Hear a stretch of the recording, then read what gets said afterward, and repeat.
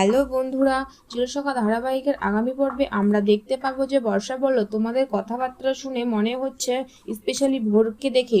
ভোর বলল, সতেন্দ্রদা এমন একজন লোক যার অন্য কোনো দিকে মন থাকে না, নিজের কাজ নিয়ে ব্যস্ত থাকে, আর কখনো কখনো চা খেতে একটু বাইরে যায়। কমলিনী বলল, আজকাল তুমি চা খাও?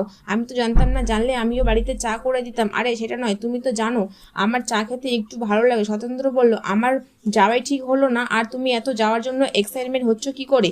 আমার তো এখনো যাওয়া ফাইনাল হয়নি। কমলিনী বলল, কেন ফাইনাল হয়নি? আমি তো যেতে বলেছি তোমাকে। ভোর বলল, একটা ইম্পর্টেন্ট সেমিনার তুমি তো এতদিন না করনি, ওরা তোমাকে চেয়েছে, তুমি যদি এখন না যাও ওরা না বিপদে পড়বে। সত্যি আমার খুব খারাপ লাগে তোমার কোথাও ফেস লস হলে। দেখো মিঠি তো আজকে বেরিয়েছে, আজকে ওর বৌভাত হওয়ার কথা ছিল। আজকে যখন ও বেরিয়েছে, যখন ও এক্সাইটমেন্ট হয়েছে। আজকাল মেয়েরা এত সহজে ভেঙে পড়ে না। আজকাল মেয়েরা ভেঙে পড়ে কিনা সেটা আমি জেনে কি করব? আমার তো খুব ভয় করে বাবা। আজকাল ছেলে মেয়েদের কথা কিছু বলা যায় না, বাইরে এত হাসি খুশি, ভেতর থেকে কি যে করে বসে কি। আমি তো বললাম আজকে বৌমাকে যাওয়া উচিত ছিল। আমার তো সব কিছুতেই দোষ মা। তুমি যেন কোনো দিন থাকবে এখানে, আমাদের এখানে। আমাকে 2 বছরের জন্য পাঠিয়েছে, কিন্তু আমি ভাবছি আমি এখানে থেকে যাব সতেন্দ্র আছে বলে।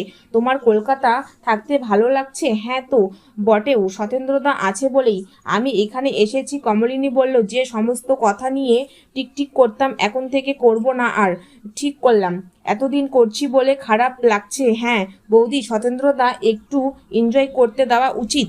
জানতে হলে অবশ্যই আমার চ্যানেলটিকে সাবস্ক্রাইব করুন।